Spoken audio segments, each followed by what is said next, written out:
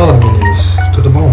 Então vamos para a segunda aula, tá, de gráficos, dessa vez gráfico do movimento uniformemente variado, tá? E ele complementa a primeira aula que eu falei só de gráficos do movimento uniforme, ok? Além do gráfico, nessa aula eu vou deduzir mais uma função horária, tá? Lá no finalzinho da aula vamos fazer a dedução de mais uma função horária, tá? Então vamos à aula.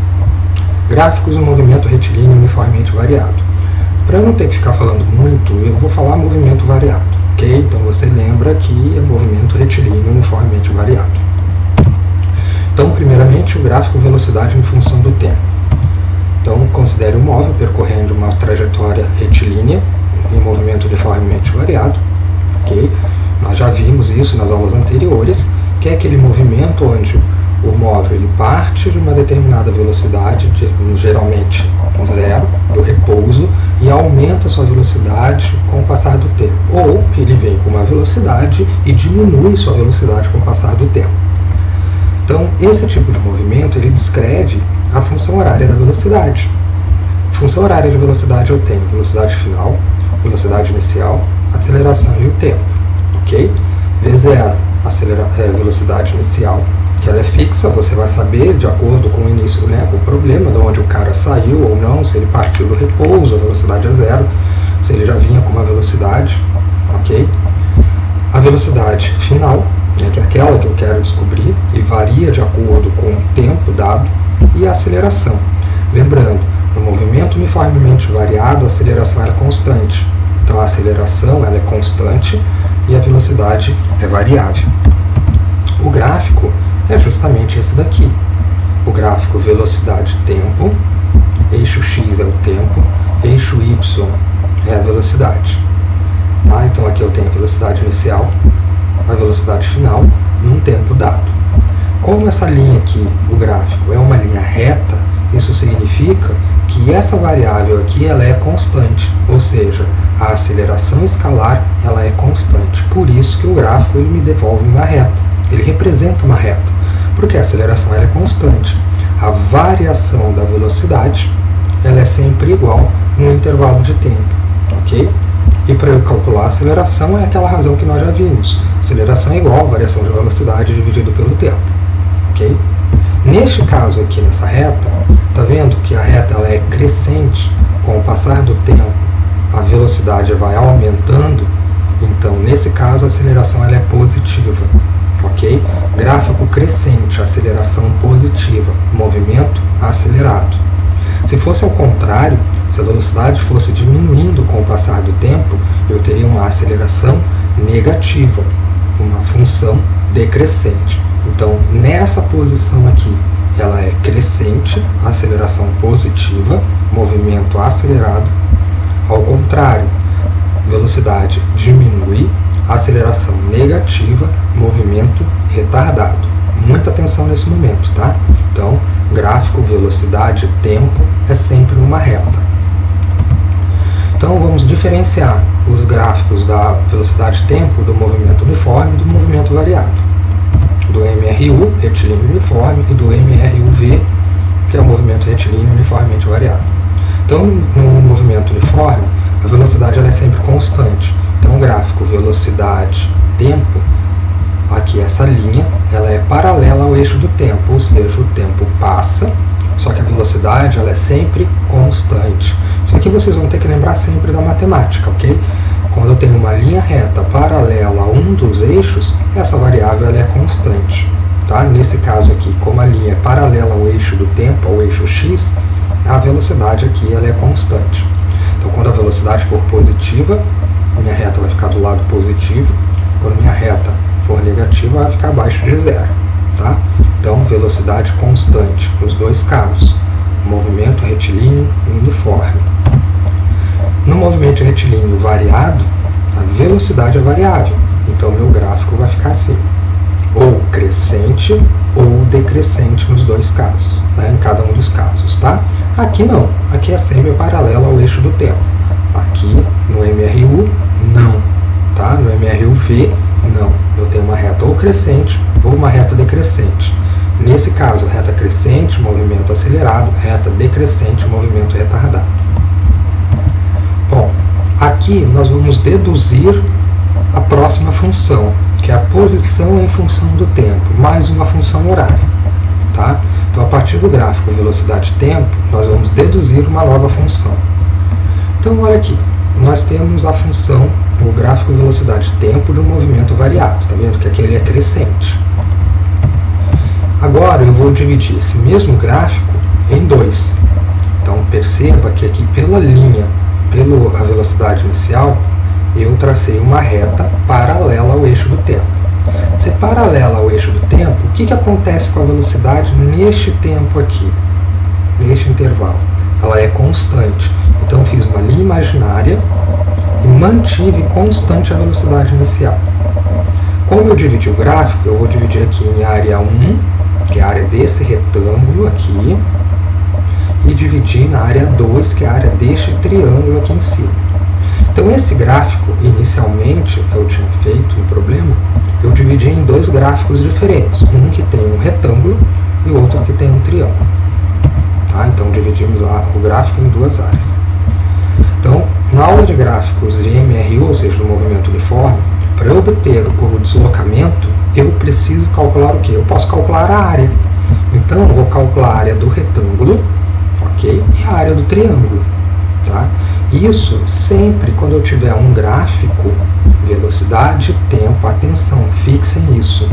Um gráfico, velocidade, tempo, para eu calcular o deslocamento, ok? Eu posso calcular a área do gráfico, tá? Abaixo da linha. Tranquilo?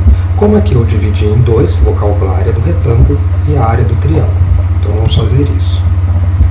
A área 1, que eu chamei de S1, tá?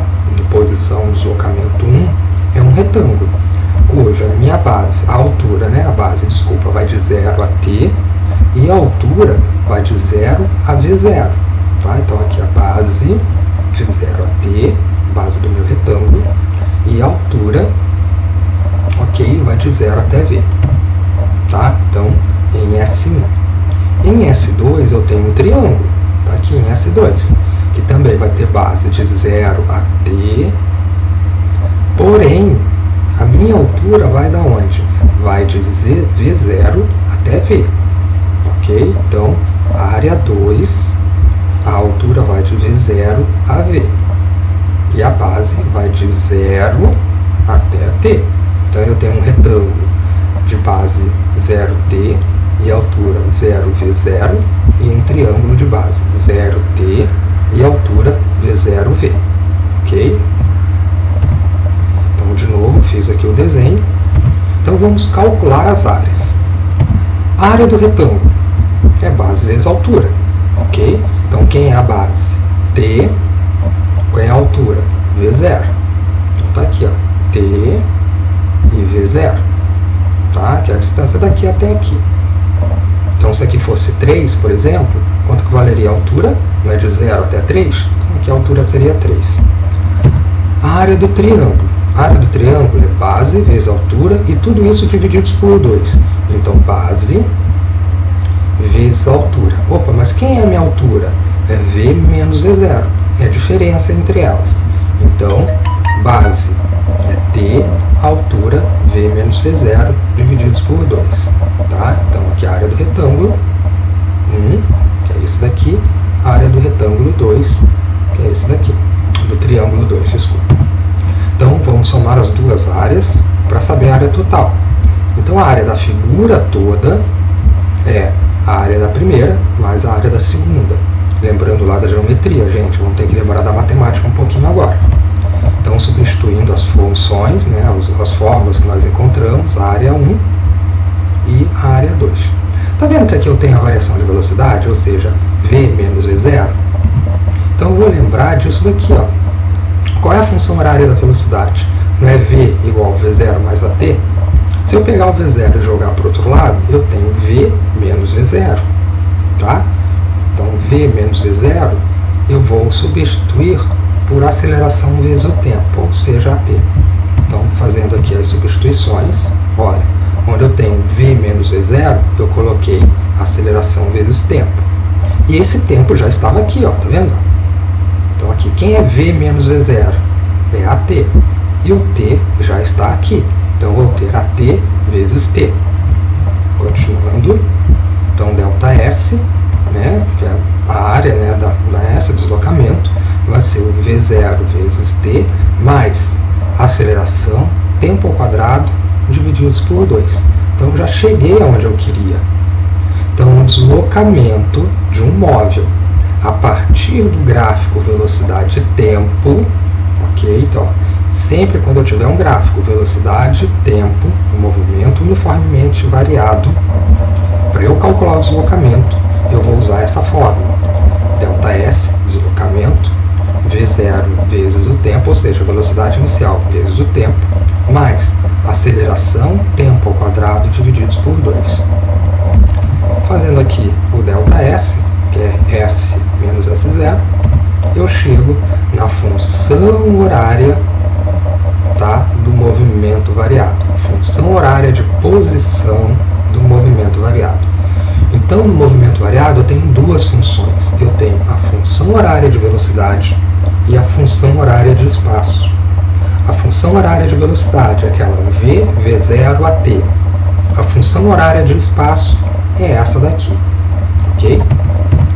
Então, vou chamar de função horária do espaço do MRU. MRUV, desculpa, do movimento retilíneo uniformemente variado.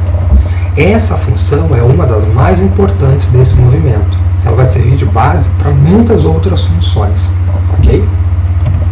Então, preste atenção aqui. A função S, S0, V0t, AT2 sobre 2, trata-se de uma função polinomial de segundo grau em relação ao tempo, ou seja, a variável aqui é o tempo.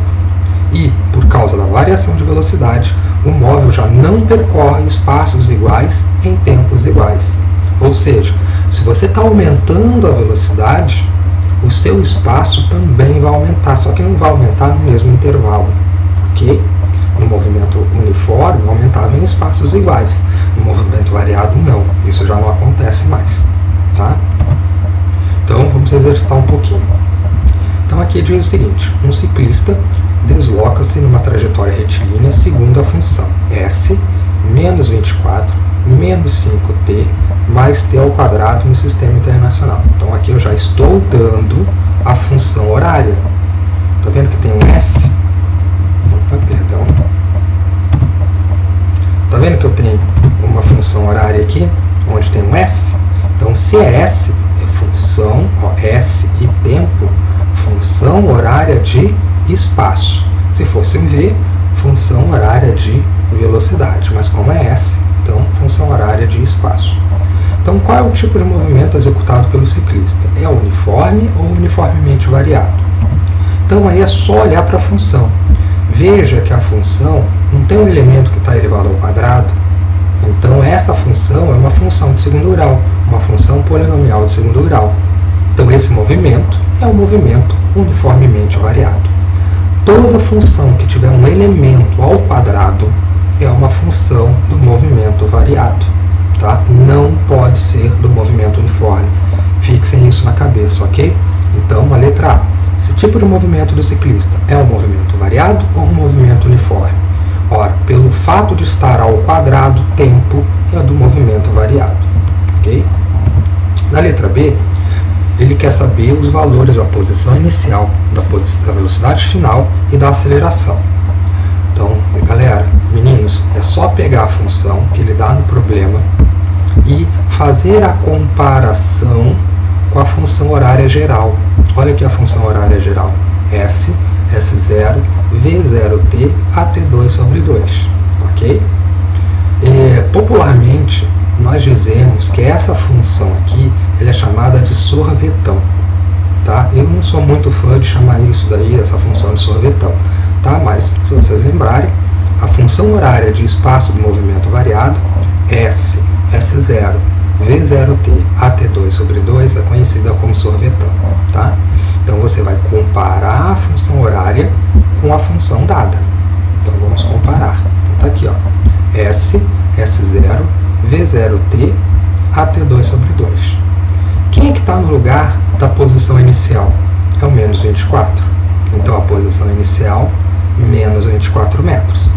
Quem é que está no lugar da velocidade inicial? É o menos 5. Então, posição inicial, menos 24 metros.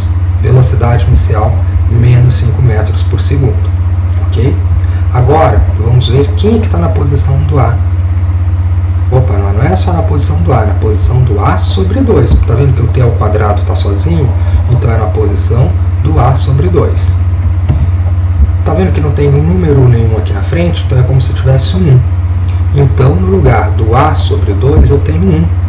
Eu vou resolver essa equaçãozinha aqui. Tá? Então, a aceleração é igual, o 2 está dividindo, vai passar para cima multiplicando, 2 vezes 1, 2. Então, a aceleração do móvel é de 2 metros por segundo ao quadrado. Ok? Lembrando que a aceleração é sempre ao quadrado. Tá? Então, vamos responder a pergunta de novo. Quais são os valores da velocidade inicial, da posição inicial e da aceleração? Posição inicial, menos 24 metros. Ok? Velocidade inicial, menos 5 metros por segundo. E a aceleração, menos 2 metros por segundo ao quadrado. Então, só para relembrar, quando a gente pede a aceleração, está vendo aqui que eu tenho um t ao quadrado? Qual é o número que está no t ao quadrado? Não é 1? Ok? Então, toda vez que eu quiser saber quanto que é a aceleração, é só pegar esse número aqui que está aqui e multiplicar por 2. Ok? Então, se aqui tivesse 2, 2 vezes 2, 4. A aceleração seria 4 metros por segundo ao quadrado.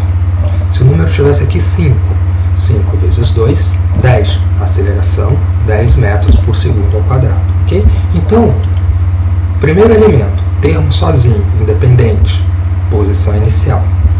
Termo que está com t, somente o t, velocidade inicial. Termo que está com t ao quadrado, a aceleração. Então é sempre o dobro do que está com t ao quadrado. Beleza? Depois a gente vai fazer outros exemplos. Bom, determine a função horária da velocidade do ciclista. Bom, quem é a velocidade? A função horária de velocidade é o v v0 a t. Tá? Então v v0 a t. Só substituir. Quem é a velocidade inicial? Menos 5. Quem é a aceleração? 2. Então, a função horária de velocidade é v menos 5 mais 2t. Ok? Então, função horária de velocidade, v igual menos 5 mais 2t. Calcular o instante que o ciclista passa pela origem das posições. Ora, quem é a posição inicial do ciclista? Não é menos 24? Então ele está saindo da posição menos 24. Quem é a origem das posições? Não é o 0? Então a posição final do ciclista tem que ser quem? O 0. Então, posição inicial do ciclista, menos 24. Posição final que eu quero que eu tenha o ciclista, ou seja, passar pela origem das posições. Então é o 0. Ok? Então, portanto, vamos substituir o 0 na função horária de posição. Está vendo aqui, ó? Função horária, que o problema já deu, então é só substituir pelo 0. Perceba, ó, se eu organizar essa funçãozinha aqui, essa equação, ela me devolve uma equação de segundo grau.